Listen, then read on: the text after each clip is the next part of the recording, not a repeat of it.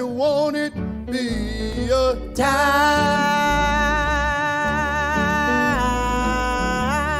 Oh, won't it be a time? Oh, won't it be a time? Oh, talking with the angels. Won't it be a time? If you know it, you can help me. Then one more time. I'll say, won't it be a time?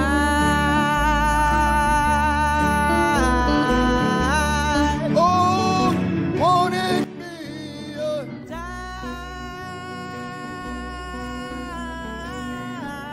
Oh, Shalom, friends, and blessings to you all in the name of our Lord and Savior, Jesus Christ.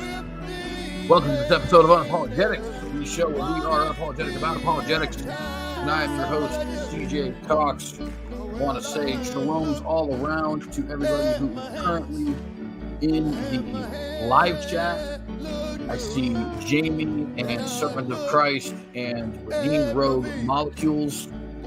Thank you all very much for being here.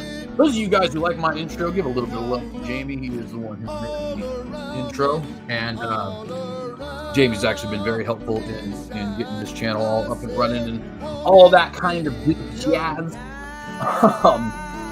Sorry for the late show here. I know it's only about 8 minutes late, but still, I was recording some stuff. If you guys are interested, I actually just recently did a recording of a disc track of Layman Seminary. So yeah, it wasn't really. Let me go ahead and get this song off the screen. I do love this song, but nevertheless, yeah. So your boy raps, and if I do say so myself, I did kind of just roast that guy. But at any rate, you guys can obviously figure it out for yourself. I'm just feeling kind of good about myself right now. Definitely do check that out if you're interested in my other channel. I see Servant of Christ has actually already checked it out. Thank you for the compliments, brother. Gosh, my hair is getting super long. My goodness. I can see it on the computer screen. It's like, dang, brother, you're like looking like a painting of Jesus right now, man. Fun fact, Jesus didn't actually look that way. Anyways, so yeah, if you guys are interested, please do consider checking that out. It's on my music channel, Polymathis. And if you guys are interested in my political channel, the Synagogue News, then of course, please do check that out as well. I want to try and get a Watchdog episode posted tomorrow because I'm trying to get better at doing this stuff consistently. I had a fairly productive day, actually, to be honest with you. We were, doing a lot of Hebrew study, started playing my flute some, got a archery membership at an archery club so I can actually start shooting my bow, all this other kind of good stuff. Been a nice productive day, and I'm feeling like, you know what, since it's a nice productive day, let's try and keep that going. Meaning, for you guys, please do consider checking out my Synagogue News YouTube channel, because hopefully I'll be having more content posted onto that. Anyway, shut up, Jay. We didn't come here for your life story. That's right, you didn't. So let me go ahead and go through some of the channel housekeeping before we move forward. As many of you know, I have been for quite some time scheduled for a debate with Elijah Yassi and William Albrecht. It's me and Turretin Fan versus the two of them on the subject of the Immaculate Conception.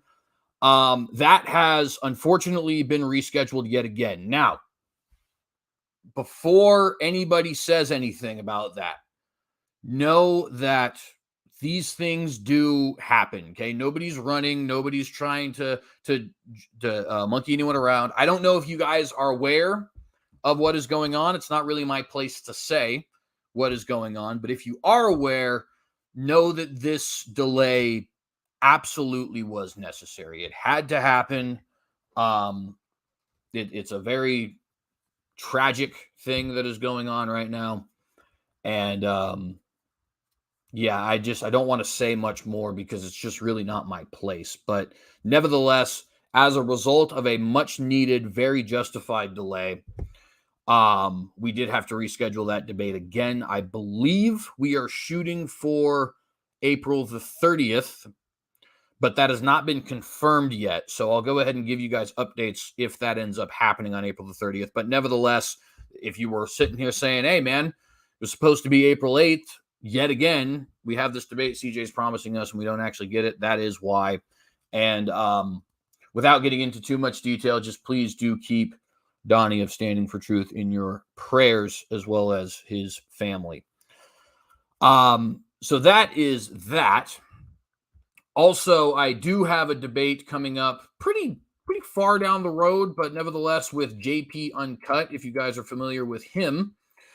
Let me go ahead and pull up the exact date of that because I don't remember what the exact date for that is going to be. It's over on the Gospel Truth YouTube channel, and I believe we have it for sometime in July. It's pretty far out, as these things go, at least. Nevertheless, and let's see, I'm not seeing it here at the moment, the Gospel Truth. It's going to be a debate on whether or not God determines all things. So, of course, that would be a Calvinism debate. JP Uncut, is a non-Calvinist. I think he's a Pentecostal, if I understand correctly. And I, of course, am a Calvinist. The thing that I think will be particularly great about this debate is I know a lot of people find JP to be a little bit, shall we say, rough around the edges. And I get why people believe that. I really do. I, for one, happen to think the guy is a blast. I think he's very funny. I think he is, I think he's very witty, right? Which is not necessarily the same thing. I think that a lot of the times when he is getting overly harsh, it's kind of warranted on the other party. Maybe it's not the greatest thing in the world considering the fact that we're supposed to turn the other cheek and stuff like that, but I'm not going to pretend like I'm above it. I do that stuff. You know what I mean? That's the whole reason we need salvation and repentance in the first place, right? The other thing is me and JP have this kind of weird dynamic going on where despite the fact that we're diametrically opposed in terms of theology, him being a Pentecostal and me being a Calvinist, we're both very much impressed with the other's abilities, which I think is good. You know what I mean? I think that kind of respect that you have with someone like that's not always been the case in my debates. Most of the debates I'm with, people could care less about who I am in general, let alone whether or not I'm a good debater. And in the case of most of them, some of them like Leighton Flowers, I've watched for a long time, well before I was doing this YouTube thing. And so I had a lot of respect for him.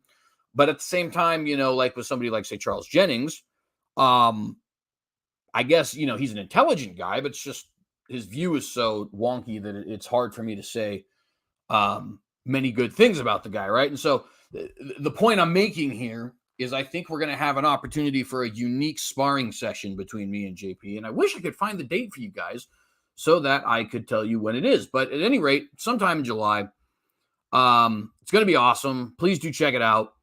And it's going to be on Calvinism. So there is that. As far as other announcements, really don't have much, to be honest with you. Should have a new episode of Breakfast Tea this Saturday on the subject of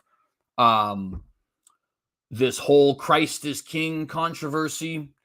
As many of you know, I am, of course, a Christian, and I am also Jewish. So that's going to be an interesting video for me to put out, because on one end, I it is clearly being used by some anti-Semitic people as a sort of dog whistle, so to speak. On the other end, they can kick rocks.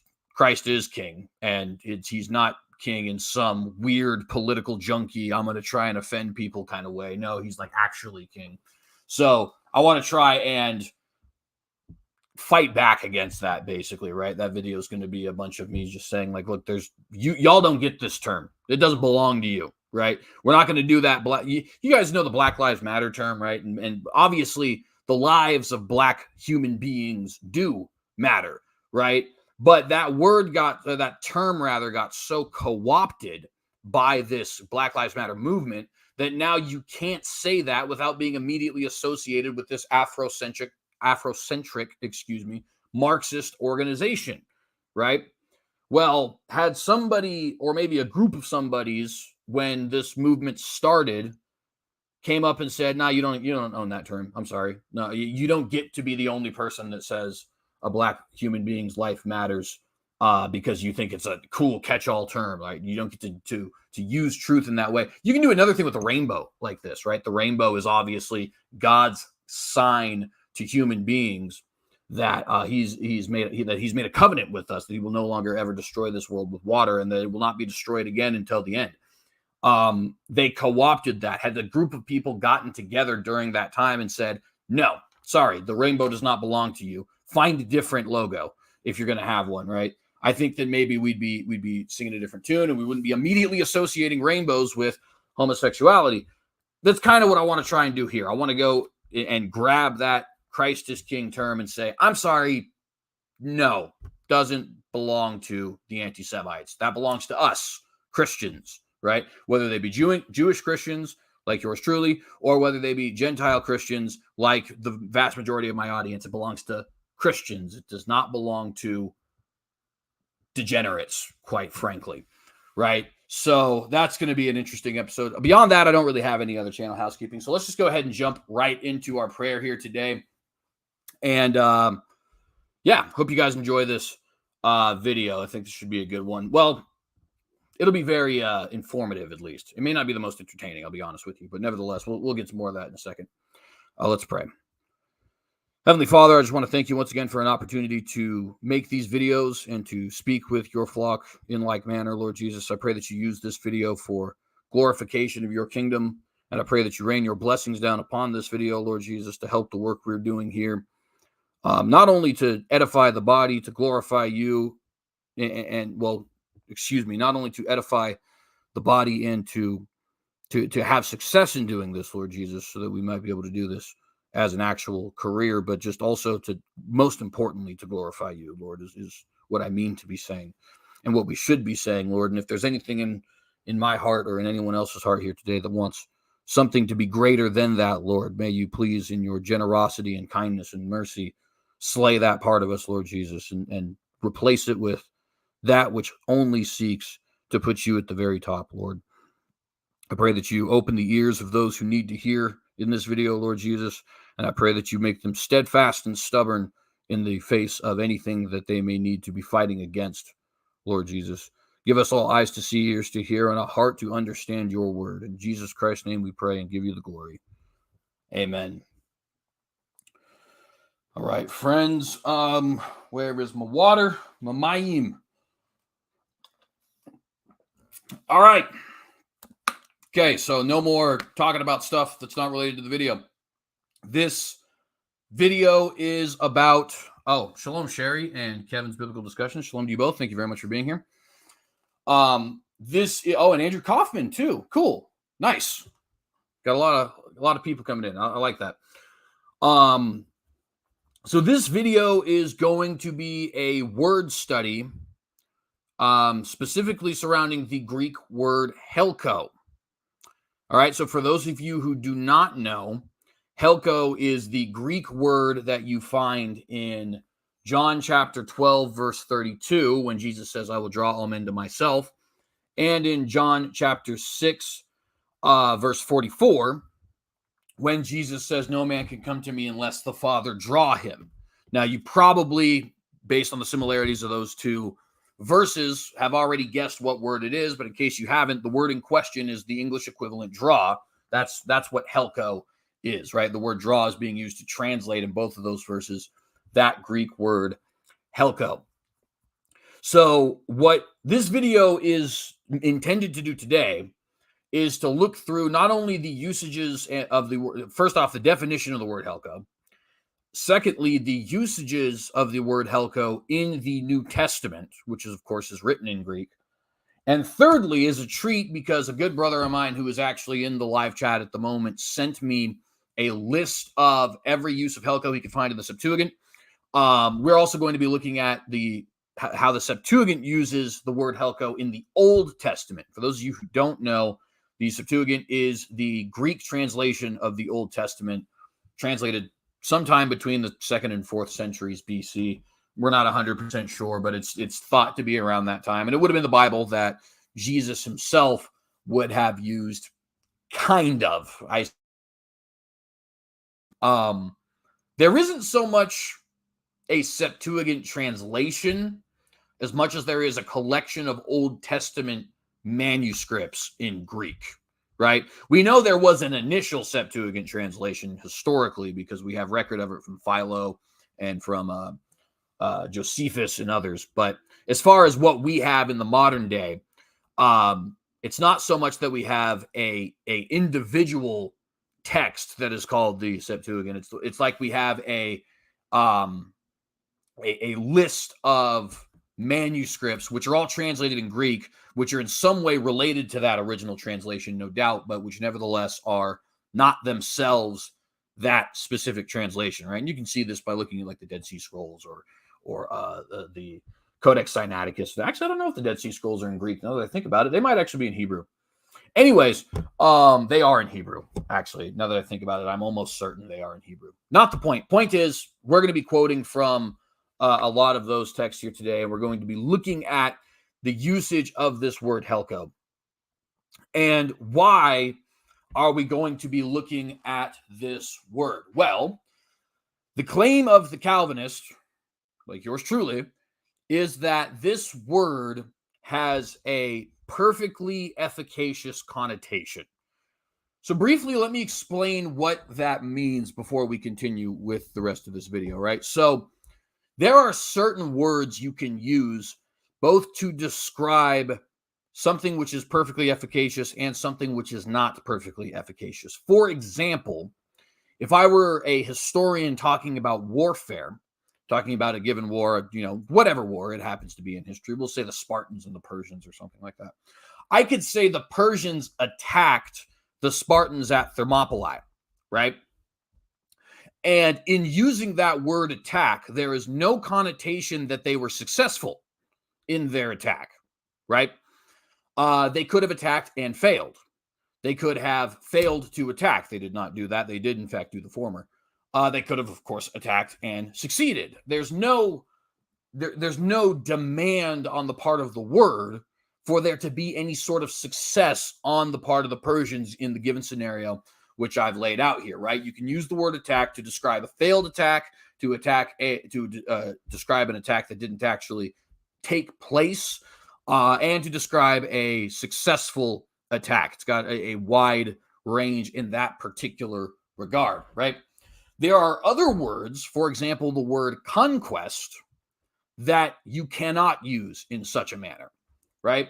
I cannot say that the Persians conquered or had a conquest of the Spartans because they didn't. They failed, right? In order for them to have conquered the Greeks, in this case, particularly the Spartans, but also generally in the whole war, the Greeks, they would have had to won over the course of their invasion, right? So that word conquest carries a perfectly efficacious connotation. You cannot conquer if you lost. If you lost, you have in fact not conquered, right? You didn't conquer and just fail to do so. No, you failed to conquer, or to be a better way, it's not like you can say, oh, I conquered, but we didn't actually get the land. No, that means you didn't conquer, right? In order to conquer, you have to have, in fact, won the war, got the land, conquered the culture, etc. You see my point, right?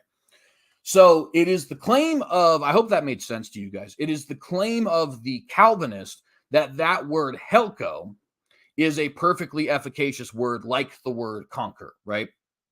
In other words, its definition is draw. We'll be looking at its full definition here in just a moment. But in other words, you cannot use the word Helko. This is the claim by the Calvinist.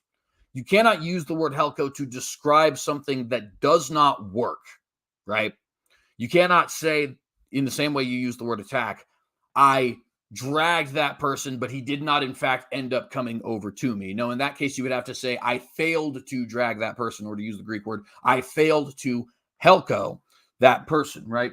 So what we're going to do in this video, given that context, and if you guys have any questions about what I just said, or if it wasn't entirely clear, please do let me know. We're basically going to go through, like I said, the definitions, usages, and how it's used in the Old and New Testament, and see if that claim turns out to be true, basically. And I think you guys are going to be very surprised to figure out what the answer is. Excuse me. So without further ado, let us go ahead and get into that word. I'm going to pull up my Bible Hub here so we can look at the definitions. And that is where we are going to be starting here. And by the way, guys, remember, I forgot to say earlier, please like, share, and subscribe to the channel if you have not done so. Please hit the bell to get notified every time that we go live. Do remember you can contribute to what we do here either by becoming a channel member or by becoming a patron, subscribing to our Patreon, or by giving a one-time donation to the PayPal, or, of course, any super chat, super stickers, anything of that nature. By the way, remember, all questions that you ask via super chat will be answered. And also remember that if you'd like something more tangible for your contribution, you can, in fact, purchase the book, 15 Questions for Calvinists Answered. Link will be provided down below, but it is currently not. All right, so with that being said, let's go ahead and pull up this Bible Hub here and share my screen. All right, and sorry if it looks kind of weird. I've been having this dark mode. It's just so much easier on my eyes, and that way I don't actually have to wear the sunglasses while I'm in here, you know what I mean? So it's a little bit better. Anyways, so here's this word, Helko. It is Strong's G, meaning Greek, 1670. So Strong's number 1670G, right? And you can see it right here. It is this word, Helko, or if you know how to read Greek, I do not, you can go ahead and read the actual word there. Excuse me. The definition given by the Strong's Concordance is to drag, right? So you see the definition right here. It is to drag, which, of course, is a rather forceful statement. And drag in our English is another one of those words that is perfectly efficacious, right? In other words, you can't say I dragged him and he did not come. That means you failed to drag him. You, in fact, did not drag him in the English, right? So the English equivalent to the word Helko is already kind of helping us out, those of us who think that this word has an efficacious connotation, right? The usage given here by the Strong's Concordance is I drag, draw, pull, persuade, and unsheathe. Unsheathe like a sword, right? And all of those likewise are things which if you unsheathe and the sword did not come out, you in fact did not unsheathe. If you persuade me, but I did not become convinced of your position, you in fact did not persuade, so on and so forth, right? So these words likewise are seeming to indicate that perfectly efficacious nature of this word is in fact what is in question here, right? But let's continue. That, of course, could be somewhat deceiving, or I could be reading my own bias into that. So let's continue into this very nifty Bible Hub entry here and see what we can find. Here we have from the Helps Word Studies, Helko, properly to induce or draw in, focusing on the attraction power involved with the drawing. Say again, focusing on the attraction power involved with the drawing. Very important information there. NAS Exhaustive Concordance says this is a primary verb, so it doesn't come from another verb, at least that we know of. Definition is to drag. New American Standard Bible translates it in the following ways: drag once, dragged twice, draw once, draws with the plural once, drew twice, and haul once. And we will look at all 8 places where the word shows up here in just a moment. That, by the way, does not include the Septuagint, which we'll be looking at also later down the line. Thayer's Greek lexicon is one that a lot of the non-Calvinists have wanted me to look at, so I'm going to go ahead and make sure that we do that today. So obviously it has the Strong's 670 Helko here, which, by the way, I figure this is just relevant. When people are saying, hey, we should look at the Thayer's Greek lexicon, don't get me wrong. Look at multiple sources, absolutely. But you should remember that Thayer's and Strong's are kind of attached at the hip, so to speak, right? So the idea that you're going to get something radically different from one over the other, probably not true. But I digress. I do want to go ahead and look at it so that you guys are satisfied with the work we're doing here, right? So obviously here it shows you things which I don't think are necessarily useful to what we have to say here. It just, well, you can see it for yourselves, right? It's talking about in later writings, the different way it's used. Of course, I can't read Greek directly, so I can't tell you which individual verb forms these are. So let's get to something that's a little bit more helpful to us in that regard that is also from Thayer's, and that'll be down here. So properly to, here it has the actual Greek word, says in John 21:6 and John 21:11, properly to unsheathe, okay? Of course, remember, and the sword doesn't come out, I did not unsheath it, I failed to unsheath it. Because the word unsheath implies I was successful in doing so, it's efficacious, in other words, I cannot, and then say I unsheathed my sword. I, in fact, at that point, failed to unsheath my sword, right? So let's just bear in mind that when he says this, the first definition, and there's multiple, we're going to read them all, is to unsheathe. That is to say that this is a perfectly efficacious definition of the word. A person forcibly, it says to unsheathe and drag a person forcibly against his will, equivalent to our drag or drag off. He gives, for examples of this, Acts 21:30, Acts 16:19, and James chapter 2, verse 6, all of which we will be looking at in nary a moment. Then it has the second definition metaphorically, right? So this first definition was the proper definition of the word. Now we're looking at metaphorical definitions of the word. He says to draw by inward power to lead or to impel.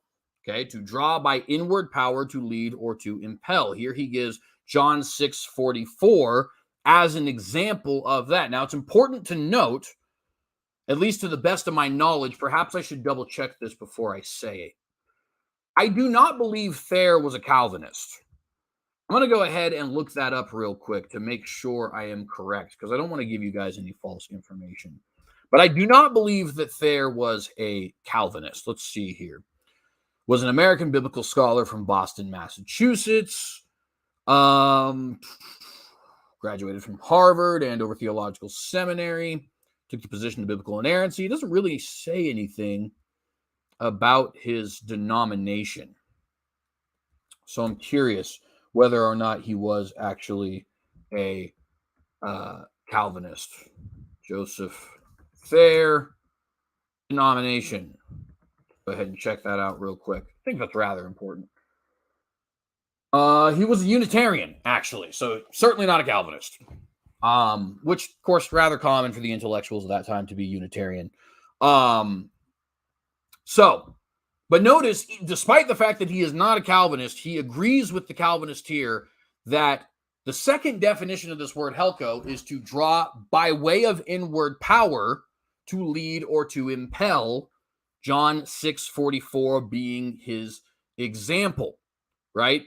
So here's a guy, he just knows the language. He obviously doesn't agree with my definition of or not my definition, with my exegesis of John 6:44. Nevertheless, he does agree with me that the word draw here is meant to describe drawing by an inward power to impel. And for those who do not know, the definition of the English word impel is to urge or drive forward or on by or as if by the exertion of strong moral pressure or force. Okay? So there you have that, right? That's a pretty clear and straightforward definition. I'll go ahead and read it to you guys again. To urge or drive forward or on by or as if by the exertion of strong moral pressure or force. That's impel from the Merriam-Webster's dictionary, and that is what he says is the metaphorical usage of draw, Helko, in John chapter 6, verse 44.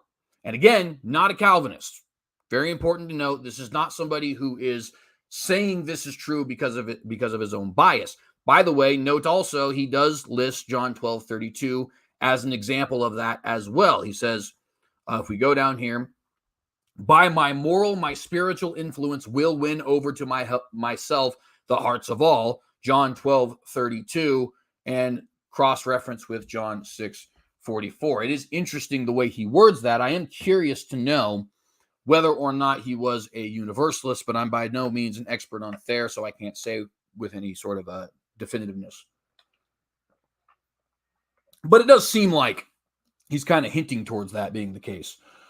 All right, at any rate, so you can see here the definitions given by Strong's, the definitions given by Thayer's, the definitions given by the NAS and the NASB all seem to argue in this efficacious manner that this word is used, like I said, much like that word unsheathe, that word drag, that word conquest. Not that it's those two are actually words you can use to define it. Conquest is not. But what I mean, what those three words have in common is you can't say, I unsheathed my sword, and your sword, in fact, was not unsheathed. There is absolutely no scenario in which you can say, I unsheathed my sword properly, and your sword, in fact, not be unsheathed. Victory Streets Ministry, thank you very much. And shalom, by the way, to you, as well as to Yahoo and to the Freed Thinker. Servant of Christ actually was down there trying to help me say that there was a Unitarian. Appreciate you. You were absolutely correct on that. All right, so that's just what the word means. The word is a word which means drag, unsheathe, pull, persuade. These are all words which imply efficaciousness, right? You can't say I persuaded him and he in fact did not come to the conclusion that I was trying to persuade him towards, because that means you did not persuade him, right? You can't say I dragged him up, right? And in fact, you were not, I did not actually get you up here with me on the boat or on the ladder or whatever I'm dragging you up to, right? That means I, in fact, did not drag you. I failed to drag you. Okay. Remember that comparison I gave. Free Thinker asked, why the move to the camera to your side? Just kind of trying it out, to be honest with you. I've done it for a couple of videos now. I want this to look more professional and intellectual, and I noticed that a lot of the guys that I watch do have side angle cameras, so I wanted to see if maybe that helped with that. I know it's a small change that probably doesn't mean much, but kind of trying it, seeing how it works. Maybe it looks a little ridiculous. You guys comment on that, by the way, guys. Let me know if you think that looks better or if it looks less professional, because that is the point. Is to try and emulate, James White does the side camera kind of thing. Although I guess his is more like right here. Anyways, a couple other guys do the side camera thing at the moment. At the moment, his is the only one that's coming to my mind. But the front-facing thing looks a little bit too,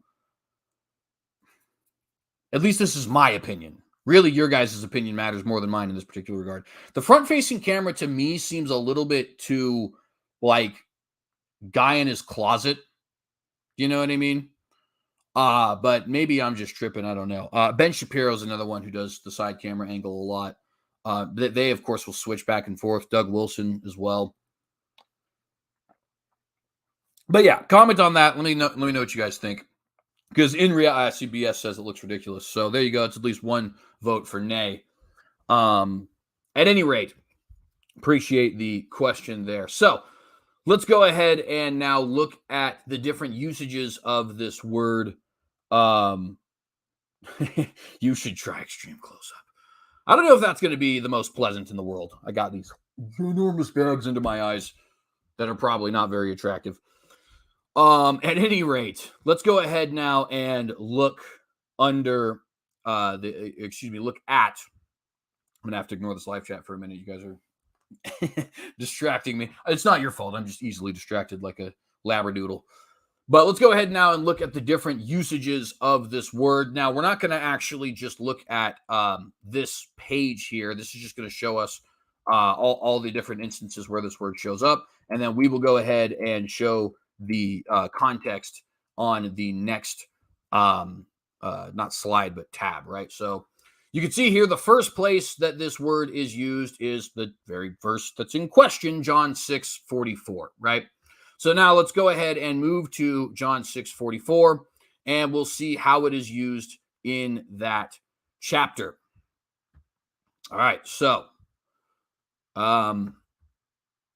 you know what? I want something a little bit better than that. Let's go with this. I'll have to change it out of the NIV because I'm not really a fan of the NIV, but nevertheless, go New King James. It's perfectly fine. All right, John 6:44, and then I believe underneath it'll have the full chapter. No, we'll just go to the full chapter then. Anyways, Blair Witch Synagogue. That's funny. John 6:44. Let's read the verse in question, and then let's read a little bit of the context first. Jesus therefore answered and said unto them, starting in verse 43, do not murmur among yourselves. No one can come to me unless the Father who sent me draws him, and I will raise him up on the last day. It is written in the prophets, and they shall be taught by God. Therefore, everyone who has heard and learned from the Father comes to me. Okay, so here we have this word Helko being used in place of, draws is actually the one that's being used in place of Helko, but nevertheless, that's where we have it is right here. This is the word Helko in the Greek, right? And does the context here tell us that this usage is something which is describing efficaciousness, dragging, unsheathing, that sort of a thing. In other words, something which is only properly used if successful. And I think the answer is absolutely yes. Notice here he says, no one can come to me. So you can't come to me, period. End of the story. There's an exception to this, but what I'm trying to say is without this exception, there is no way you can come to me, right? So you cannot absolutely, positively, beyond a doubt, come to me, says the Father, or says Jesus, rather, unless, this is your one exception, the Father who sent me draws him, Helkos him, right? If the Father who sent me, the Father who sent Jesus, Helkos you, at that point you may come to the Father. But notice this, and I will raise him up on the last day. So notice the guy who is Helkoed in verse 44a is raised in verse 44b. Right? Now, by the way, friends, it is important to note this is not a strictly Calvinist understanding of this verse. For example, the majority of Arminians will actually probably agree, at least historical Arminians, will probably agree with the very thing I'm telling you guys right now. Those who are drawn are raised perfectly every time, right? Are there going to be groups out there who disagree with this? Certainly. I think for the most part, provisionists tend to disagree, though I have met provisionist, Study is Key is his YouTube handle, but I can't remember his actual name, who has agreed with me on this matter. Nevertheless, the point is this is not a strictly Calvinist understanding of this verse, right? It is a understanding, I think, which greatly bolsters Calvinism, but it's not as if everybody who is reading this verse in the manner in which I'm reading it is a Calvinist or is reading their Calvinism into the verse, right? That's certainly not the case. No one can come to me unless the Father who sent me Helkos him, and I will raise him, the one who has been Helkoed, up on the last day. And of course, we won't get into this too deep because I want to move on with other things, but it is important to note contextually when we move up, this does seem to be a repetition of things Jesus has already said, right? I said to you that you have seen me and you do not believe. All that the Father gives me will come to me. How does the Father give somebody to the Son? By Helkoing them. And everybody who he gives to the Son will come. So, in other words, it seems like everybody who is Helkoed will be Helkoed. A little bit of a tautology, right? It's kind of like, well, yeah, if Helko means what you say it means, wouldn't that be obvious? Right, exactly. It's like he's clarifying to say, all those who are drawn will certainly be raised up. The one who comes to me, I will by no means cast out, just sort of repeating this motif. For I have come down from heaven not to do mine own will, but the will of him who sent me. This is the will of the Father who sent me, that all he has given me, I should lose nothing, but should raise it all up on the last day, right? So all who are drawn, or in other words, all who are given will not be cast out, will be raised up on the last day. Here we see Helko having a perfectly efficacious connotation in this passage. But of course, that's the passage in question when we're talking about this word Helko. So what's next? All right. I don't know if you guys saw, but the next usage of this word is in John 12 and 32. Okay. John 12 and 32. So let's go ahead and check that out now in its context. I actually shouldn't be typing in the specific verse because then I can't read the verses before and after it. All right, scrolling down here to John 12 and 32. We'll start here at verse 30 for some context. Jesus answered and said, "This voice did not come because of me, but for your sake.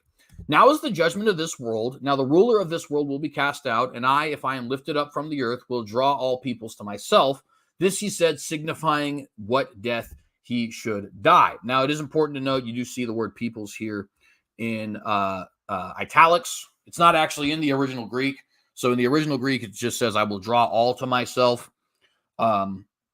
Do with that information what you will. I think that it is somewhat of a significant difference, but nevertheless, do with that information what you will. Jesus says here, "If I am lifted up, will Helko all to myself." And the question here would be, okay, well, CJ, if this is supposed to be a efficacious word, are you saying that this verse teaches universalism? Well, first off, I would just like to point out that Thayer himself, not that he's the end all be all, but he did in his passage there, being a non-Calvinist, use this as an example of that impelling usage of the word Helko. So it does seem as if there's at least a precedent amongst scholars for us understanding it in the way that I'm understanding it. Now, was he a universalist? I don't know. But I think that the usage of this word all is very important in this instance, because I don't think all is all individuals. And in fact, I love the way the New King James says peoples and not people. You see the difference there? It says peoples with the S, meaning groups, nation groups, right? In other words, Jews and Gentiles, or if you want to be more specific, Irish, Jew, Arab, Chinese, English, Scottish, German, etc., right? It does not say people. That is to say individuals, right? Peoples is, like I said, reference to groups of people, reference to ethnos, reference to nations, whereas people certainly could be understood that way, but could be understood probably wrongly as each individual. And by the way, this is the opinion of many others, including James White and John Calvin. I know they're both Calvinists, but nevertheless, that is my position on this. I think that, first off, the text does say, "I will draw all to myself." It doesn't say, "I will draw all men to myself" or "all people to myself." That is a English interpolation of the text because they think it'll help us understand it better. They might be right about that. And I think the New King James has it more precise when it says peoples and not men or people or any other variation that could be understood as individuals, right? This is certainly not drawing all individuals to himself in the Helko sense. Now, you may say, okay, that doesn't really seem like how do I want to put this? You may want to say something along the lines of, "I don't know if I'm 100% convinced. I see that the difference you've made between people and peoples, but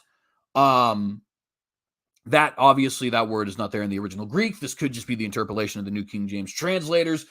Can we maybe put a pin in John 12:32 and see if the rest of the usages of this word back up what you're saying here?" Certainly am okay with that. But just know that is if the definition which I have given here, or if the usage of the word which I have given here is correct, that would certainly indicate that this word is also being used perfectly efficacious, because there are members of all groups which certainly are saved. In other words, the way I'm reading it, this is not a message for all individuals, but rather a message for all nations, which I think is backed up by the constant motif of light to the nations that we see in all throughout the Old Testament of Scripture, right? So what was next? John 18:10 was next. That's our next usage of this word Helko, okay? So let's go ahead and move out to John 18:10. Now, noticing I'm already actually hitting 50 minutes. So we may be wanting to do a part 2 of this. We'll go ahead and see. So here we have, and this verse doesn't really need the context per se because it's pretty straightforward. Then Simon Peter, one of the apostles, of course, having a sword, drew it and struck the high priest's servant and cut off his right ear. The servant's name was Malchus. Now, does this usage of the word drew have a perfectly efficacious connotation to it? The answer is obviously yes. This is the least in dispute of any of the verses we've looked at so far. Excuse me. Obviously, Simon Peter can only have been said to draw the sword if, in fact, the sword came out, if it was indeed unsheathed, right? If the sword was not unsheathed, then it would not be accurate, it would not be proper, it would not be right for him to say he drew the sword. He may be attempted to draw the sword. He may be failed to draw the sword. He may be pulled on the sword, but it did not unsheathe. You could say something like that, right? But you cannot say that Simon Peter drew the sword if, in fact, the sword remained unsheathed after the drawing process, right? That would mean he did not, in fact, draw the sword. And, of course, the rest of the text does bear that out. He took this now drawn sword, this unsheathed sword, and struck the high priest's servant and cut off his right ear. So pretty straightforward there. It seems to be an example of a perfectly efficacious usage of the word. Next, we have John 21 and chapter 6, and there's actually 2 different usages of the word in John 21, one in verse 6 and one in verse 11, so we will check them both out now. John 21:6, and he said to them, cast the net on the right side of the boat, and you will find some fish is what let's go ahead and move up to verse 5 so you can get that context. Then Jesus said to them, children, have you any food? They answered him, no. And he said to them, cast the net on the right side of the boat, and you will find some. So they cast, and now they were not able to draw it because of the multitude of fish. Now, this is a very important verse when studying this word, okay? Why is this such an important verse when studying this word? Because notice that they were not able to draw it in because of the multitude of fish. This word draw here is, in fact, that Greek word Helko, right? And the Greek here, as well as the English, is saying that they were unable to Helko this. I'm, like I said, not able to give you guys the Greek with fluency and brilliance or anything like that, right? I'm currently studying Hebrew. It's very difficult, but I'm getting the hang of it. And after that, maybe we'll move on to Greek, right? But the point of this here is that you can look at any interlinear to see, and even just the English translation here, they were not able to Helko this particular net. Now, if the word Helko did not have an efficacious connotation, it would be accurate to say they Helkoed it but could not draw it in, or something along those lines, right? When you go back to that word I used, attack. When you attack somebody, it's possible that your attack fails. Perfectly possible, right?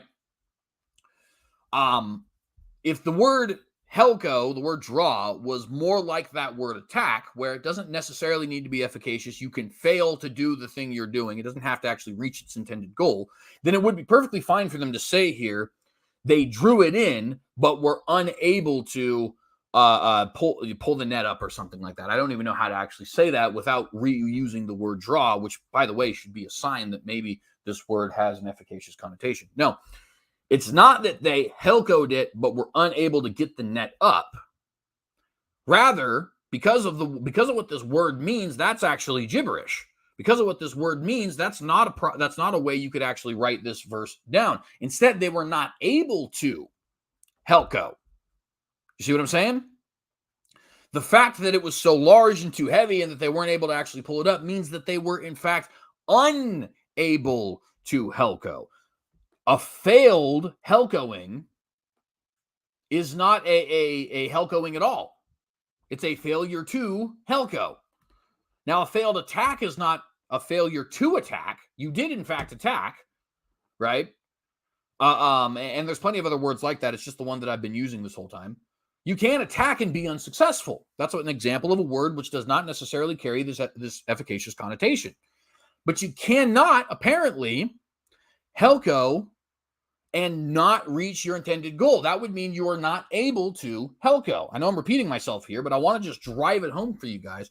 This verse, in my opinion, is kind of a nail in the coffin for those who want to say the word Helko does not necessarily have an efficacious connotation. Down the line here, we see in verse 11, Simon Peter went up and dragged the net to land full of large fish, 153, and although there were so many, the net was not broken. Okay, so notice here we see again that he drags the net onto land. He doesn't attempt to draw the net onto land or something along those lines. Right? There's no failure here. The dragging the net on the land means he's successfully able to drag the net on the land, and it even says that the net was not broken, which, to be fair, wouldn't necessarily be relevant for our purposes, but it's interesting nevertheless. All right, next we're going to move to Acts chapter 16 and verse 19. Remember, friends, if you have any questions for me, please do leave the questions in the comment section down below if you're watching this after the fact, or in the live chat if you're watching this live with us. Remember that I will be able to answer all super chats. I'll try to answer questions that are not super chats, but just sometimes they get lost.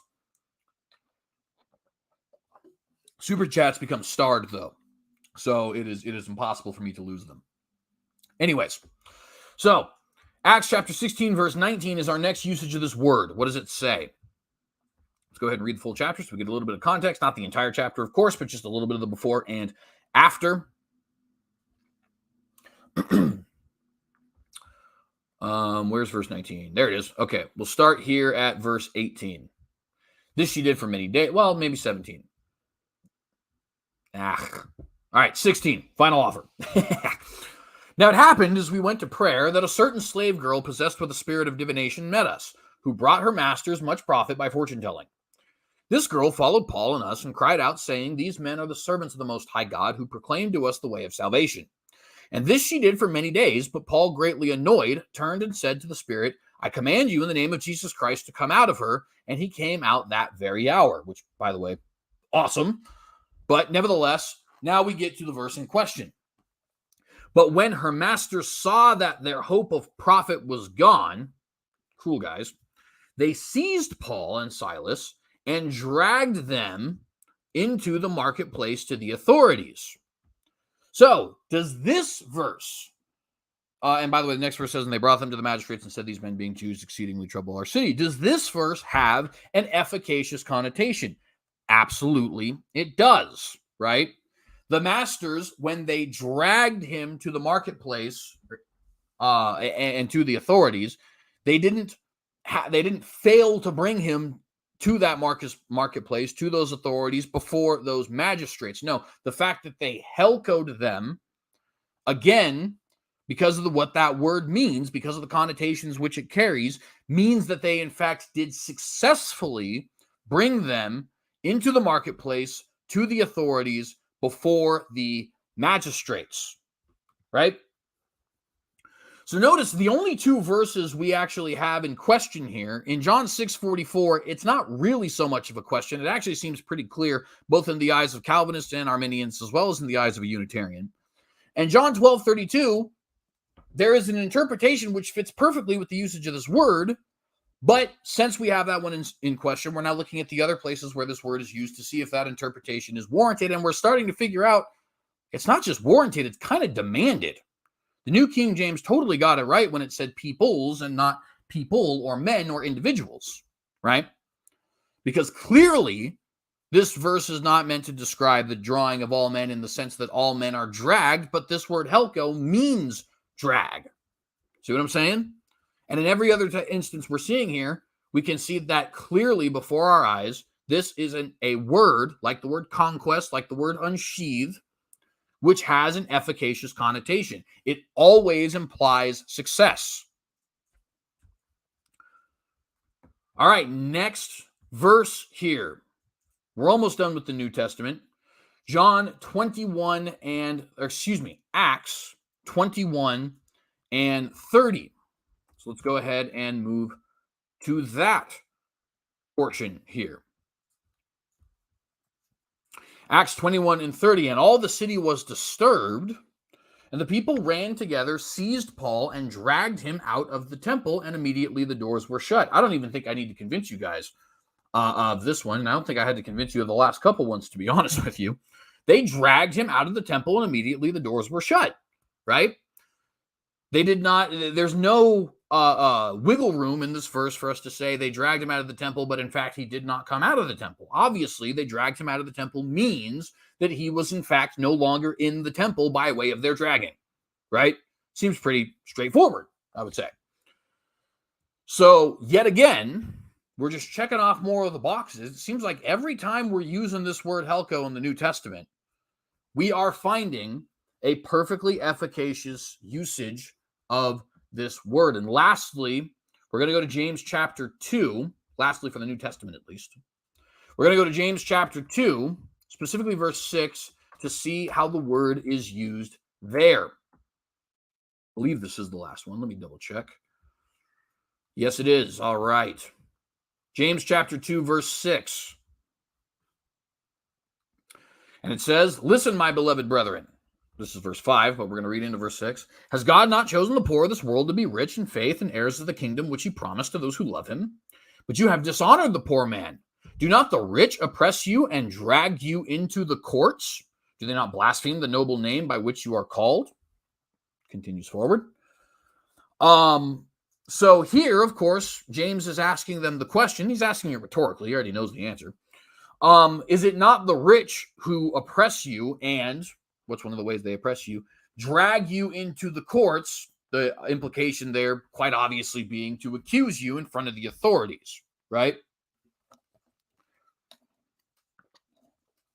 Well, do you think James is asking the question here, is it not them who attempt to bring you in front of the courts? Or do you think James is asking the question, is it not them who in fact do drag you in front of the courts? The answer is very obviously the second one, right? He's not worried about whether or not they attempt to oppress them. He's very much worried about whether or not they in fact do oppress them, right? And here we have the usage of that word Helko, translated drag. And it's, again, a perfectly efficacious connotation. If they, in fact, did not drag them into the courts, we could not see the usage of that word Helko here. Ladies and gentlemen, if what I've presented here is correct, and I would certainly like to see interaction with this. By the way, this is something that I myself have had to have some teaching on. But nevertheless, if what I've shown you guys here is correct, 7 of the 8 usages of the word Helko unambiguously, and by the way, included in those 7 is John 6:44, the very verse in question. 7 of the 8 usages of the word Helko in the New Testament unambiguously describe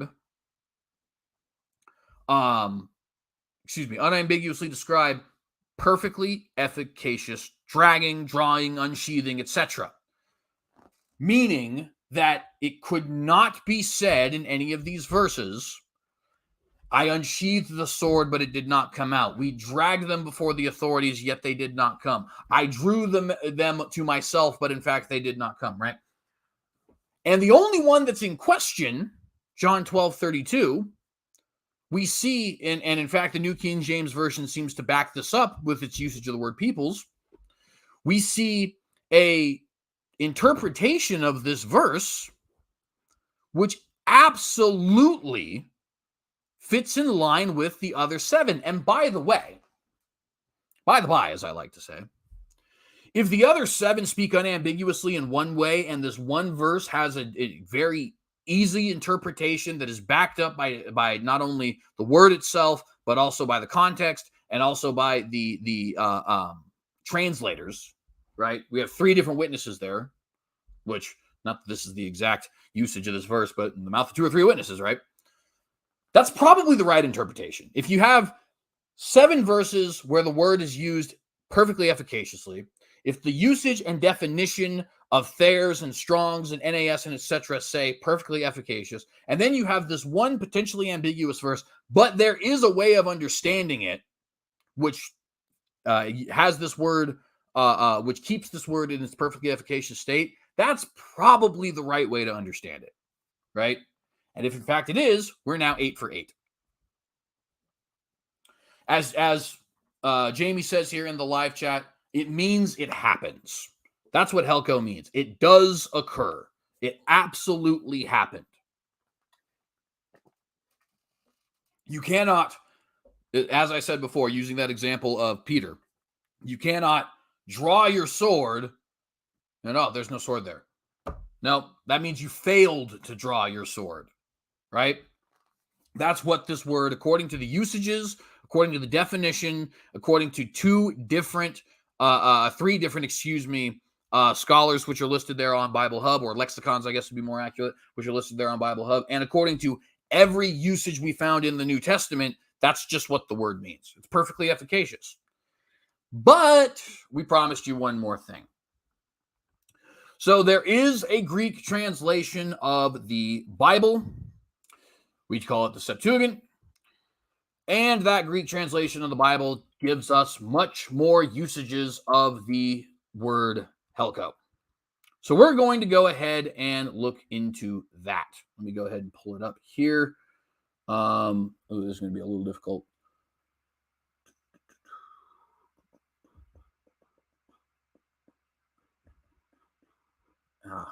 Super weak. One second, guys.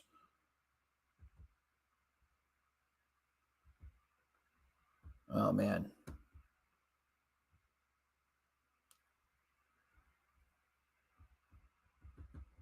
I have to turn off my dark mode because for some reason it's just not allowing me to pull this up. Hate that. Here we go. By the way, credit to my good friend Kevin's Biblical Discussions for providing me with this nifty piece of information here.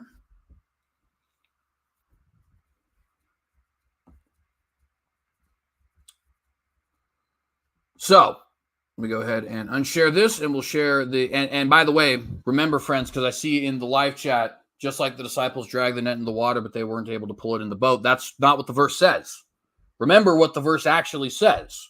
It says they were unable to Helko, right? They were unable to Helko. It doesn't say they Helkoed, but they couldn't get the net up. It says they, in fact, failed to Helko. That's why I said John 21:6 is a very, very important passage when understanding this word, because what it shows you is that the writers of the text do not use this word in the way we use words like attack. I can say I attacked him, but it failed.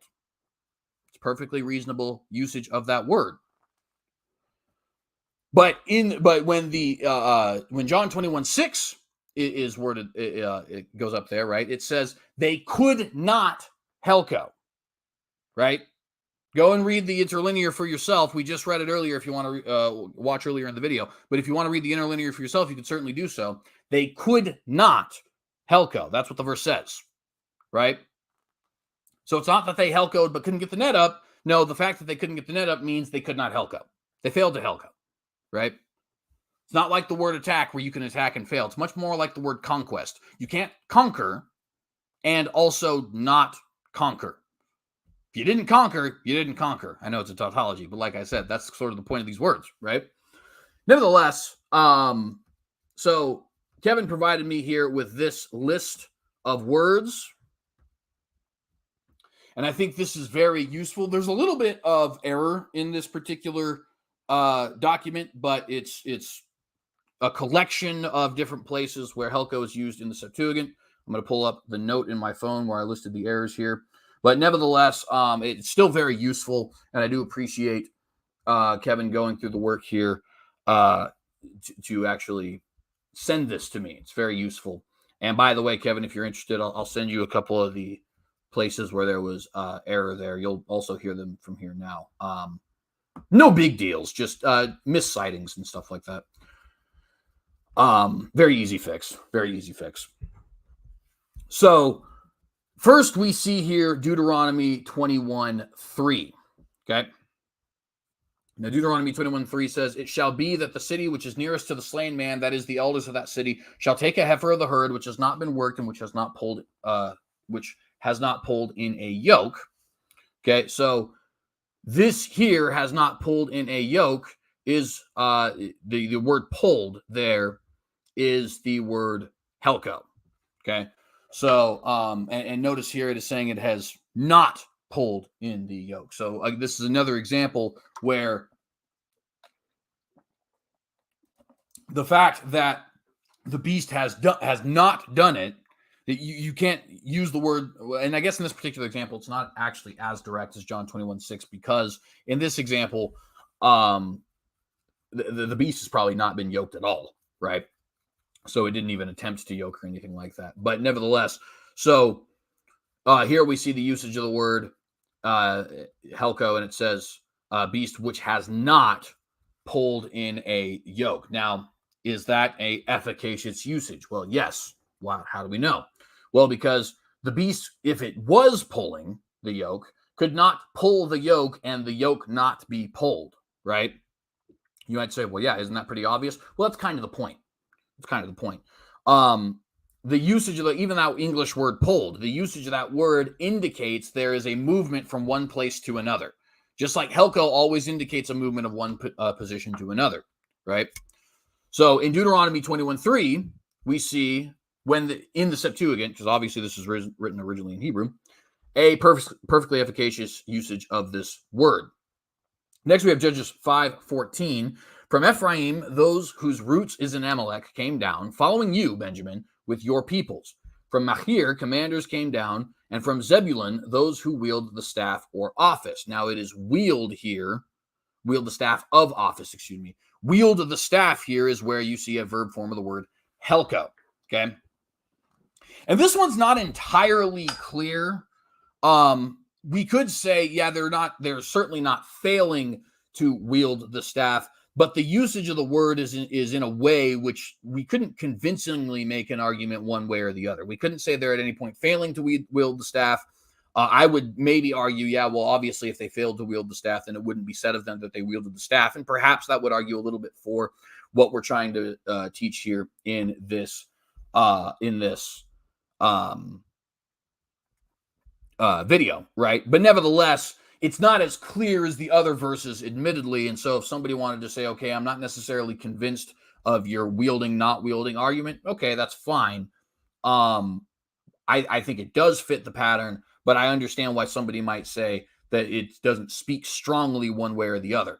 So we'll move on. Judges chapter 20 and verse 2, the chiefs of all the people, even of all the tribes of Israel, took their stand in the assembly of God, 400,000 foot soldiers who drew the sword, or who unsheathed the sword.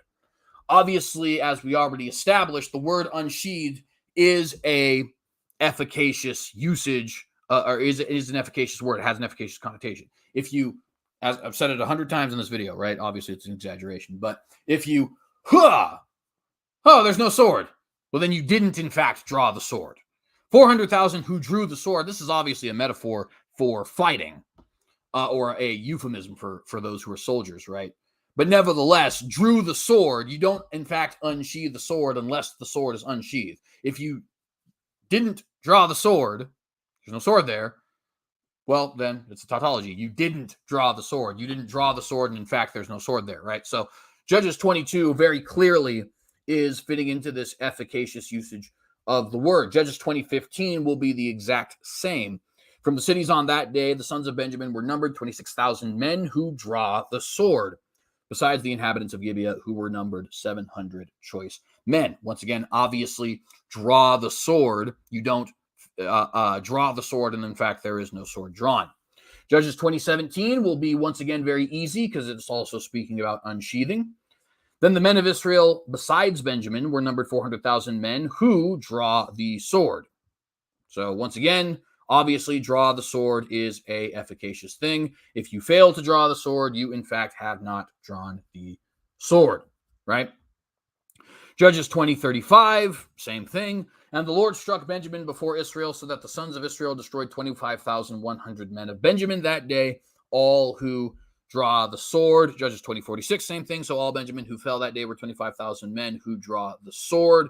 All these were valiant warriors. All right, so far seems pretty well in line with, and in fact, most of those were just repetitions of this unsheathing usage of the word, which unsheathing of, I don't think anybody would argue unsheathing is not an efficacious word, right?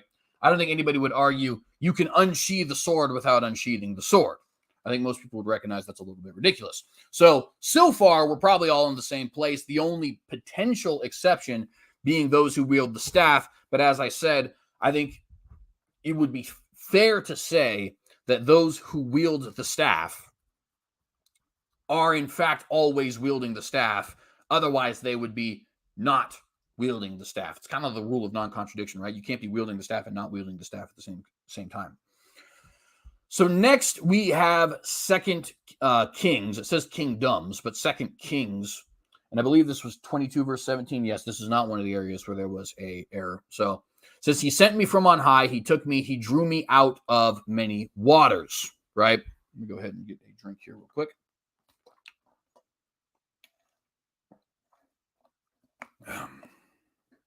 He sent me from on high. He took me. He drew me out of many waters. So the question here is that an efficacious, usage of the word? Well, of course, it absolutely is. How do we know? Because the person speaking here, which I don't actually recall who exactly is speaking here. Let me go ahead and pull up Kings 22 here and see.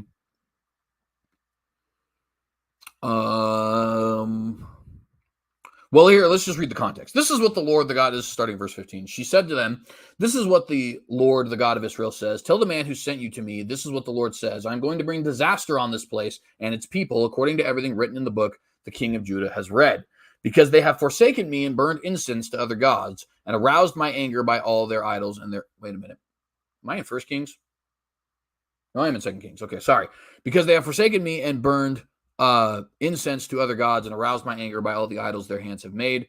My anger will burn against this place and will not be quenched. Tell the king of Judah, you sent to inquire of the Lord. This is what the Lord, the God of Israel, says concerning what you've heard. I think I might be in the wrong place.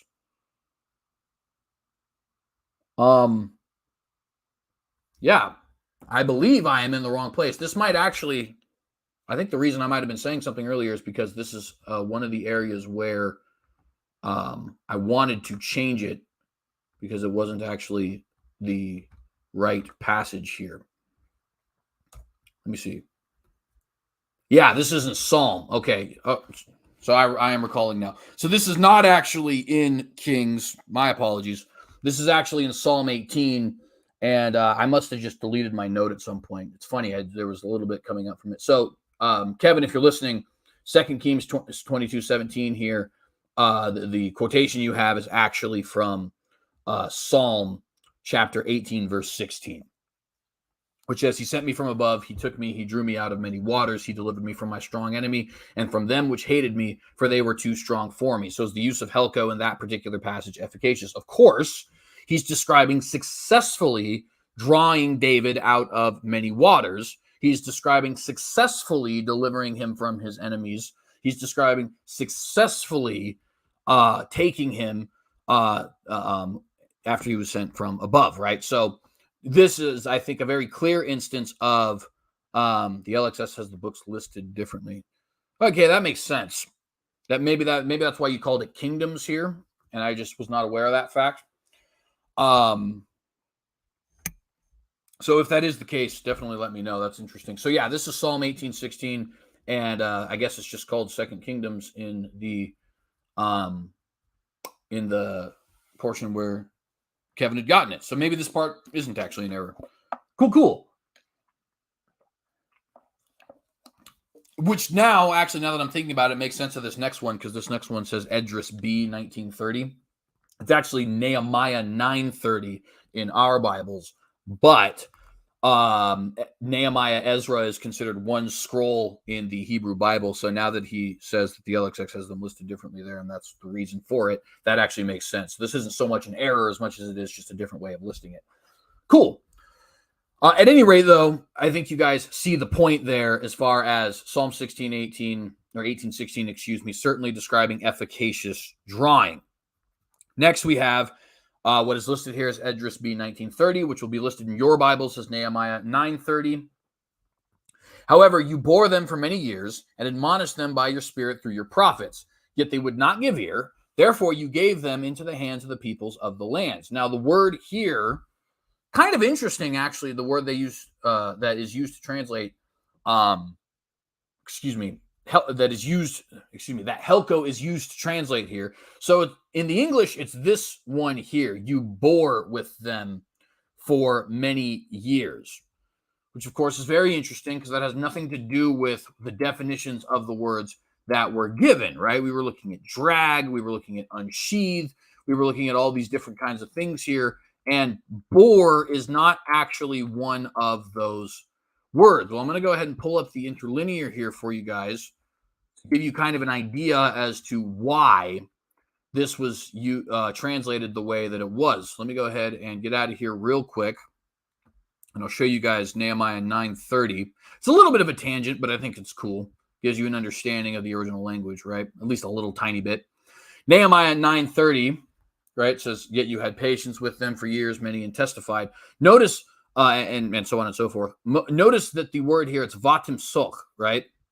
If you actually go ahead and click on that, mashach means to draw or drag, right? So the usage of Helko in the Septuagint, interestingly enough, is because in the Hebrew, they use this vatim soch, right, which of course is mashach, as a way of describing God's patience, that he bore them, that he dragged them, that he had patience with them. Very interesting Hebraism there that I kind of wanted to share with you guys, because I don't know if it really translates very well into English without just changing the words, which of course is what the translators did. Rightfully so.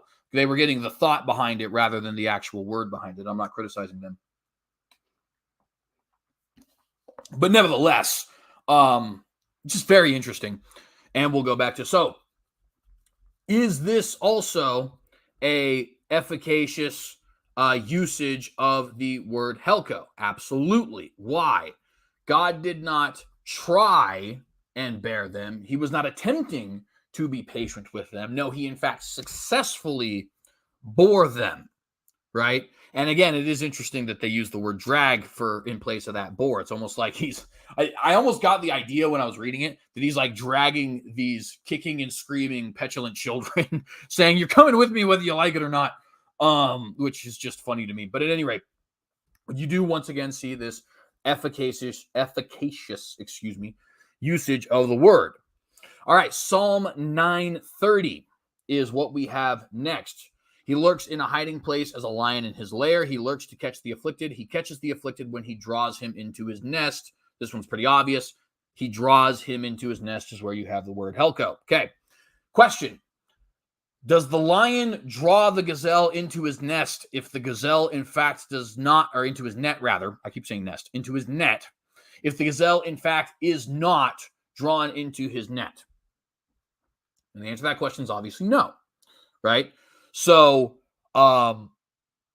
so here we have,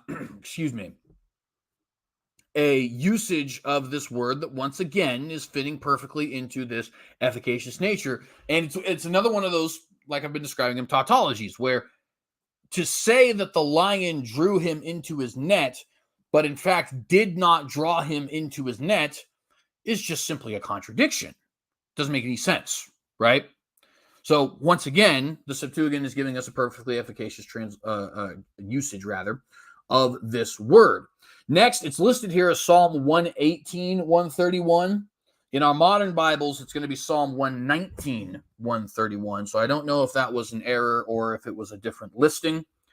This one is another one that's actually very interesting, but you'll see that it does fit in with this usage of the word as being perfectly efficacious.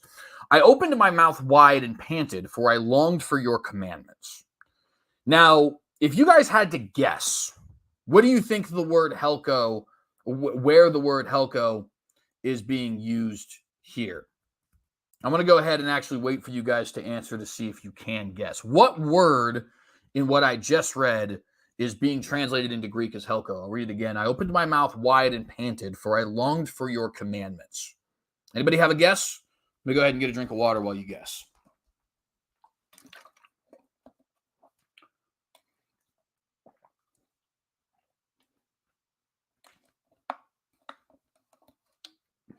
Jamie says opened.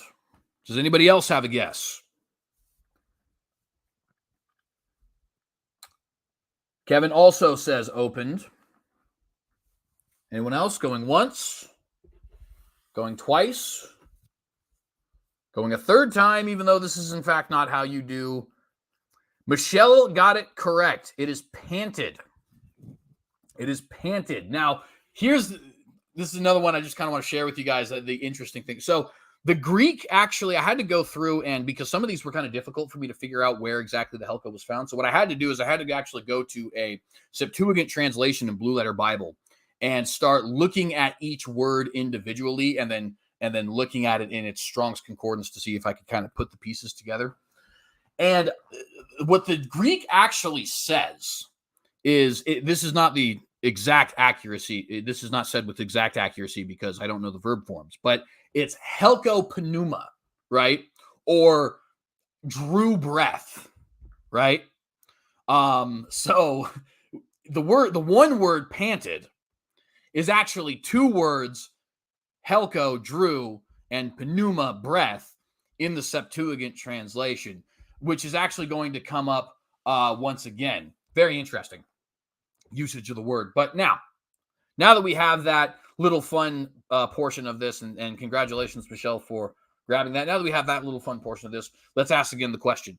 Is this an efficacious usage of the word, right? I opened my mouth wide and panted, for I longed for your commandments. Well, yeah, of course it is, right? The fact that he panted, the fact that he drew breath, as the Greek literally says, right? You could not say he drew breath unless, in fact, he did draw breath, right? You could not say he panted unless, in fact, he did pant. He could not fail to pant and thereby pant, or pant and thereby fail to pant, right? So, once again, perfectly efficacious usage of the word. Are you guys starting to notice we have not yet had a single example, whether it be in the New Testament or in the Septuagint in the Old Testament, where you can even really make a reasonable argument, the sole exception being John 12:32. And we found in John 12:32, there is a perfectly reasonable, rational, exegetical, meaning deriving from the text, way of understanding that verse, which fits in line with every single one of the rest of these. We're not done, of course, but we almost could be. We could almost sit here and say, I mean, do you realistically think in the next couple of verses we're going to find an example of a non-efficacious use of this word? And at this point, we would be safe in saying no. Now, there might be skeptics among us, so we are going to continue. And next, we actually have Ecclesiastes chapter 1, verse 5, which is another pretty interesting use of the word. Also, the sun rises and the sun sets, and hastening to its place, it rises there again. The word hastening here is where we see Helko. At least that's what I think is accurate. I will admit, because of the way I was finding these, it is a little bit difficult. So it's either hastening or rises there again, where we have the phrase Helko being used here. The reason this one's interesting is because it's a little bit of a poetic usage of the word. And also, it's definitely something that I would want somebody who's a little bit more competent in Greek than I am to look over, because obviously, I'm obviously not a Greek expert in this regard, right? I'm much, like I've said to you guys before, I am much, much more familiar with the Hebrew. That being said, in either usage of the word, hastening to its place, is that efficacious? Of course. It didn't hasten to its place and thereby not hasten to its place. And if it rises there again, is that efficacious? Of course. It can't rise and thereby fail to rise, right? If it rises, that means it in fact successfully rose. Ecclesiastes 2 and 3, I explored with my mind how to stimulate my body with wine. This is another very interesting one, but Ecclesiastes is very poetic. While my mind was guiding me wisely, and how to take hold of folly until I could see what good there is for the Son of Men to do under heaven the few years of their lives. So stimulate my body with wine. The word stimulate here is actually the Greek word helko. In the King James translation, it says gratify. But if you were to be literal with the Greek translation here, it says to draw my flesh with wine. I explored with my mind how to draw my flesh with wine. And while I do think that does definitely fit into the efficacious nature of this word, it's definitely a poetic use of the word. It's not literal, in other words, right? In fact, I'm not 100% sure what it would mean to draw my flesh or to unsheathe my flesh, or any different usages of this word with wine. I guess one could say that this is like a means of dragging your flesh to pleasure. I guess I don't really know, if I'm being very honest with you. But I can look at the way this is translated into English and say, obviously, you can't stimulate the body and fail to stimulate the body. You can't gratify the flesh and fail to gratify the flesh at the same time. So the law of non-contradiction can't be A and not A at the same time. So it is still being used in an efficacious manner, but it's just being used in a highly poetic manner that makes somebody like me, who is not an expert in Greek, unable to satisfactorily tell you what it means simply using the resources that are given to me, right? Nevertheless, figure I should be very honest with you guys about that, and we'll move on to Song of Solomon. And I actually think this is another area. No, this was not. So chapter 1, verse 4. So it says, draw me after you and let us run together. Pretty obvious where the Helko is here, right? The king has brought me into his chambers. We will rejoice in you and be glad. We will extol your love more than wine. Rightly do they love you. All right, like I said, pretty obvious where the Helko is here. Draw me after you and let us run together. Obviously, this is pretty self-explanatory. You can't draw me after you and me not, in fact, come after you. That would mean you failed to draw me after you. So again, we do have an example of efficacious usage of the word. Job 28, the increase of his house will depart. His possessions will flow away in the day of his anger. The word here, will depart, is actually where you have Helko. I'm not sure how you could say depart is actually a usage of this word. Perhaps if I looked at the Hebrew, we would find I just noticed the Hebrew is actually on the side here. That's very useful. I've been looking at this all day, Kevin. I actually have just now noticed that there's Hebrew on the side. All right, awesome. I'm going to have to look at this again then when I'm going through this. I was looking through actually the interlinear on Bible Hub when I was studying this, and I really legitimately could have just been reading the document here. Anyways, it's a little bit of a moment. You know what I mean? So it is, like I said, the word depart here, the increase of his house will depart. Is depart an efficacious word? Yes, of course. You cannot depart and not depart, right? It's not like the word attack where you can attack and your attack fails. If your departing fails, you in fact did not depart. So obviously another efficacious usage of the word. Coral and crystal are not to be mentioned, and the acquisition of wisdom is above that of pearls. It is acquisition here that the word Helko is being used to translate. Okay, so This one I think is rather self-explanatory as far as why you would use the word Helko. The acquisition, you could see how it's the drawing of wisdom, the gaining of wisdom.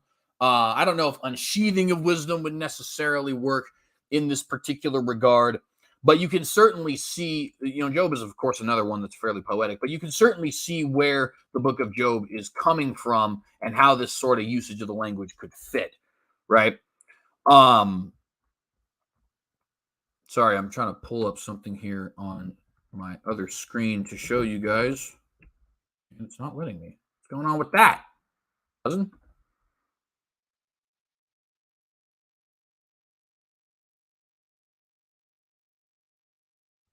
Oh, this is going to frustrate. It's going to frustrate real bad. Hang on. Wish I had a Rich. Those who know. If you watch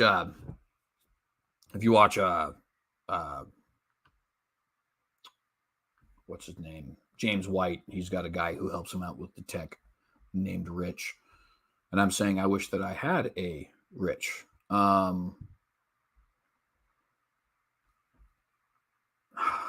Really? You know what? It doesn't matter. Now that I know we have the Hebrew here, I can just show you in the Hebrew. All right, so where is it?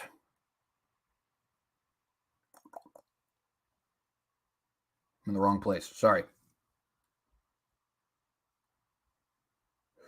All right, you see that word right there? I don't know if you guys can see it. So that is vamashech, right? And the word vamashech actually, the va is actually not part of the original word. It's just mashech. For those of you who've been watching this entire thing, you will actually remember that word because we referenced it once before. Mashech does, in fact, in Hebrew mean to draw, right? So that is why the word Helko is being used more specifically. As I was saying, you can see certainly why it's being like what the usage of the word is there. That's kind of like drawing wisdom, purchasing wisdom, that kind of thing.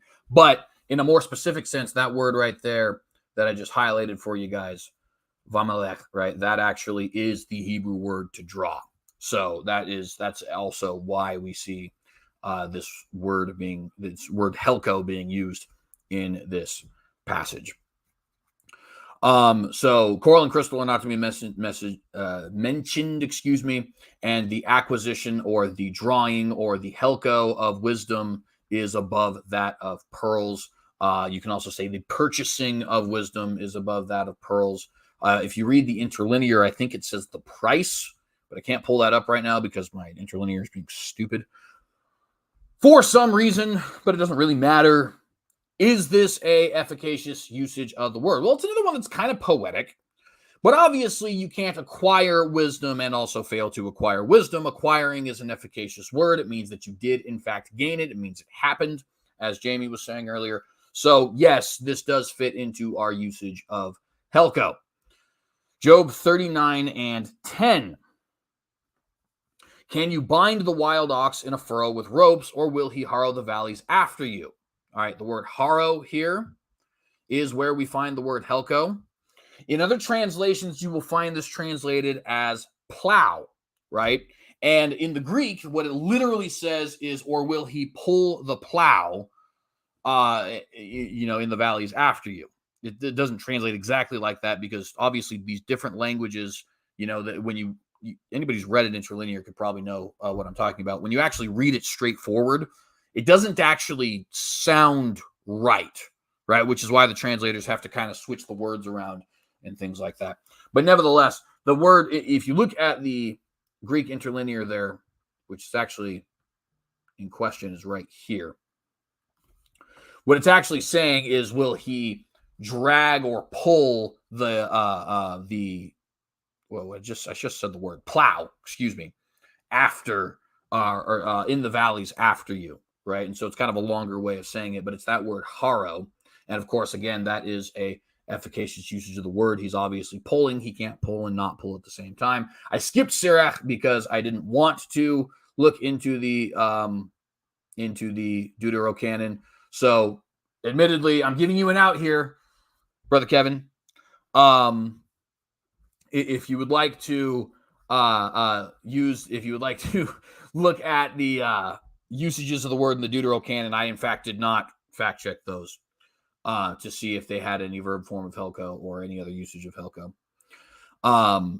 But nevertheless, you can certainly check those and see if they have anything to argue against, right? The Chaldeans bring all, this is Habakkuk 1:15. The Chaldeans bring all of them up with a drag them away with their net. This one's fairly obvious, right? It's drag. And gather them together in their fishing net. Therefore, they rejoice and are glad. All right. When they drag them away with their net, is that in fact a efficacious usage of the word? Of course it is. They do not fail to drag them away. The fact that they drag them away means they are in fact dragged away. If they were not dragged away, it could not be said of them that they were dragged away, right? Isaiah 10:15, is the axe to boast itself over the one who chops with it? Is the saw to exalt itself over the one who wields it? That would be like a club wielding those who lift it, or like a rod lifting him who is not wood. This one was a little bit more difficult for me to find where exactly the Helko is being translated into Hebrew, but if I am correct, I believe it is this word lift. I'm not 100% sure on that. I'm going to need somebody to fact check me on it, but I am fairly confident that the word lift here is what the Greek is translating as Helko, and of course it's actually the Hebrew word, but nevertheless. And if that is in fact the case, that would also be an example of an efficacious usage. If you failed to lift it, then you in fact did not lift it. You didn't lift it and it didn't come up with you, right? The other possible words we could see here are wielding or lifting, both of which fit into that efficacious connotation. But as I said, I had a little bit of trouble figuring out where exactly the Helko there was being used. The wild donkeys, this is Jeremiah 14:6. The wild donkeys stand on the bare heights. They pant for air like jackals. This is the exact same one that we saw earlier, right? They Helko pneuma. They draw in breath, right? Only in this case, it's not about the commandments. It's saying they pant for air like jackals. So interestingly enough, in this particular English translation, it actually translates the full saying, pant for air, rather than just translating the one portion of the saying pant, which I found very interesting. So here the Helko is simply being used in place of what, in the English at least, this word pant, right? Obviously, once again, that's efficacious. If you failed to pant for air, then you in fact did not pant for air. It's not, and remember, to keep going back to this, the word, when we have words like attack, right? That's the word I was using earlier. You can say,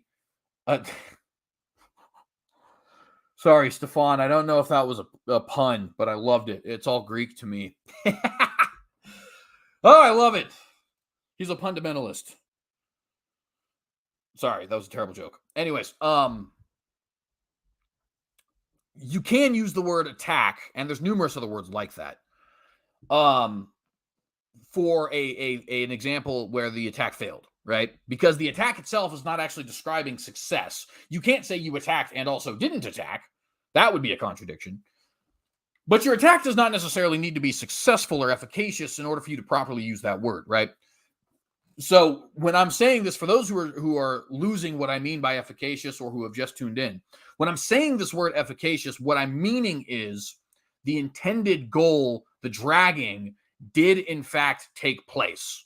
That's what the word Helko means. As Jamie said in the live chat, it means it happened, right? So I just wanted to clarify that again because I keep repeating this word efficacious. Some people might be losing what exactly I mean. Jeremiah 38:3 is next. The Lord appeared to him from afar, saying, I have loved you with an everlasting love. Therefore, I have drawn you with loving kindness. Pretty obvious. Drawn here. I have drawn you with loving kindness. He's saying he has drawn Israel to himself with loving kindness. Obviously, he does not fail to draw Israel to himself. So there is a clear example of that. And you might say, well, Israel was rebellious. Yes, that is true. Israel, however, first and foremost, the context of Jeremiah 38 is an example in which they are not rebellious. If you guys don't believe me, go ahead and read it for yourselves. I'm kind of running short on time here, so I won't be able to check that for you. But believe me, Jeremiah 38 does, and Jamie, in fact, is doing an open room. I'll go ahead and promote that at the end. Jamie, if you wouldn't mind, fact check me on that when you get to that open room. But also, I don't necessarily think that's actually the way you should understand is that he drew them to himself in the sense that they believed him. It's more like he drew them to himself in the sense that they were his people, right? He drew them with loving kindness, with mercy, with steadfast love to himself, and thus they are his people. Not necessarily thus they are his, they are obedient all the time. And by the way, Nicholas, first off, shalom, thank you for being here. He has said in Isaiah 10, it is wields, not lift. So it's one of the potential ones I said is not, in fact, lift. I probably should have checked this over with Nicholas, actually, because he is very familiar with the Septuagint and with the Greek in a way in which I am not. So thank you for that, brother. Appreciate the correction there.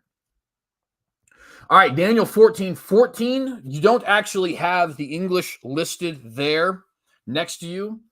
But in Daniel 14:14, let me go ahead and pull it up here on the side and read it to you guys.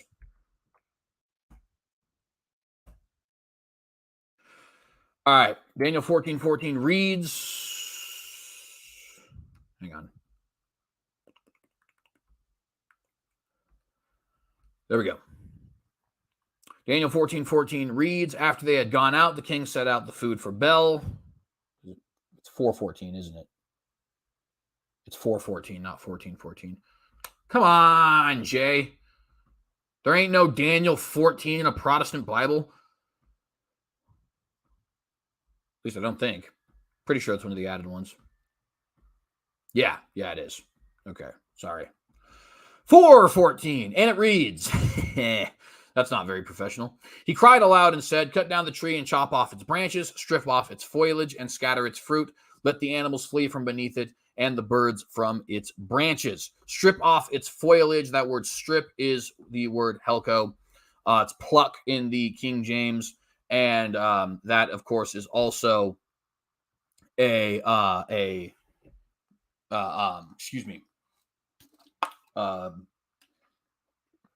efficacious usage of the word. We're almost done, guys. We got one more left. Lastly, we have Daniel 7:10. A river was flowing and coming out from before him. Thousands upon thousands were attending him, and myriads upon myriads were standing before him. The court sat, and the books were opened. All right, so here Helko is used for these words, flowing and coming. Okay?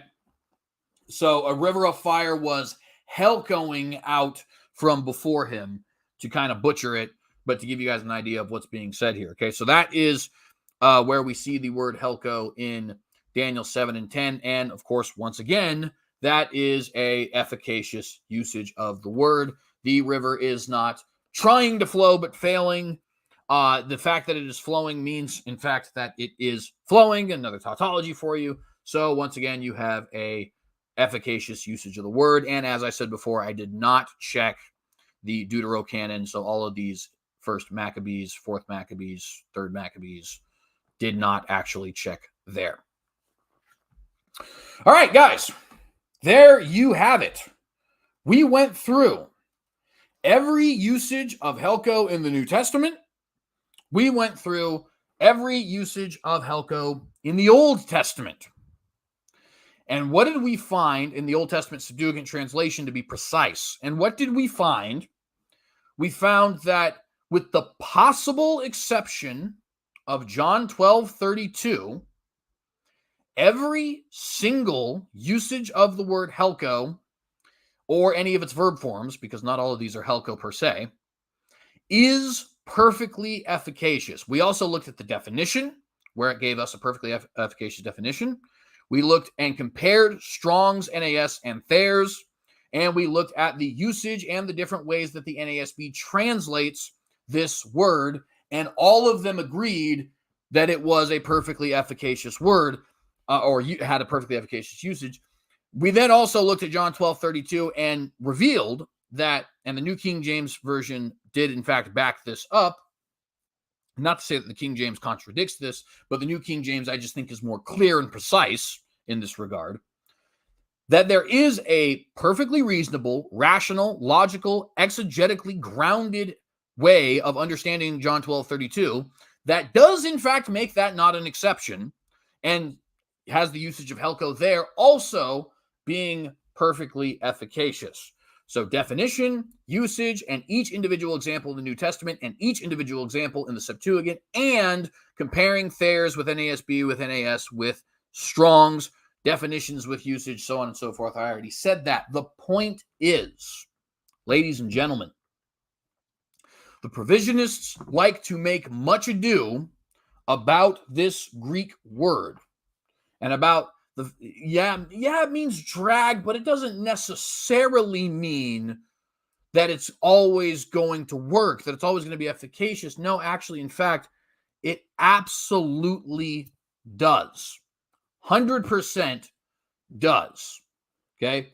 Now, somebody may want to provide me with some kind of an argument. I'm certainly willing to listen to your arguments. But you got to be honest with yourself. We just went through every single usage of this word. It's pretty difficult for you to make a convincing case at this point that Helko, in fact, does not mean successful, and especially in light of John 21:6, right? Especially in light of John 21:6. John 21:6 says explicitly, I might add, excuse me, that when they couldn't pull the net up, they in fact could not Helko. And in fact, that's where I'm going to go ahead and end today. I want to show you the interlinear of John chapter 21, verse 6. Because I know there was some contention in the live chat about whether or not I was interpreting that verse correctly. John chapter 21 and verse 6. And I just realized I don't actually have my screen shared. Let me go ahead and share my screen for you guys.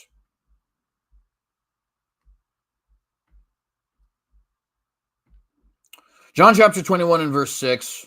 And I'm not going to try and pronounce the Greek because as I've said to you guys, don't speak Greek. So let's go ahead and look at this in English. And he said to them, cast to the right side of the boat the net, and you will find some. They cast, therefore, and so, like I said, it's worded weird because of the fact that it's obviously in Greek, right? And not it to haul in were they able. In other words, and they were not able to haul it in. This word to haul it in, you see that concordance there? 1670. Let's click it. What is that? Oh, that's Helko, right? So not it to haul in were they able, or in other words, they were not able to haul it in. They were not able to Helko it. That's what the text says. Okay. So in the one instance where we could see a non-efficacious use of this word, right? They could say they Helkoed it, but they weren't able to pull the net up, right? No, in fact, what they say is, and they were not able to Helko it, right? Thus demonstrating for us, once again, this word is a perfectly efficacious connotation. And so that's everything I got for you, friends. If you liked this video, please remember to like and share this video, and please consider subscribing to this channel if you have not done so. I know this was long.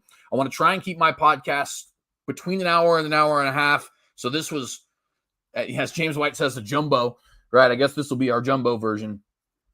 Outside of course, open mics, because that's different. But if you did like this video, please remember to like and share this video. Please consider subscribing to the channel if you have not done so, and hit that bell to get notified every time that we go live. If you have any questions, comments, criticisms, concerns, critiques, or anything of that nature, you can leave them in the comment section down below. Remember, if you'd like to contribute to the work that we do here, you can do so either by joining as a channel member or giving a super chat, super sticker, or super thanks. You may also contribute to our Patreon for as much or as little as you like. I do not have tiers. You may also give a one-time donation to the PayPal if you don't want to be liable for a subscription. And if you want something more tangible for your contribution, you can also purchase the book 15 Questions for Calvinists Answered off of Amazon. We have both digital and paperback versions. Those of you guys who are contributing, I greatly appreciate you. It is obviously on your guys' backs that I'm going to turn this into a career. And some of you may know I'm actually already in the process of using some of the money that I have gotten from you guys to further the work that we're doing here. So I greatly appreciate you guys for your contributions. You can follow me on various social media platforms. I am on Facebook, Gab, Parler, Minds, Twitter. Sorry, Parler doesn't exist anymore. Facebook, Gab, Truth Social, Minds, Twitter. I guess it's X now, whatever, and etc. So go ahead and share these videos if you're on those websites, and please do consider following your boy at the tag, the synagogue, excuse me. And it's funny. I don't mean to be rude, guys, but I'm seeing some movement of the goalpost already in the live chat. So that's not a particularly strong thing to argue. Anyways, hope you guys appreciated this video, and we're going to go ahead and get out of here. Shalom. I said, won't it be a time? Oh, won't it be a time? Oh.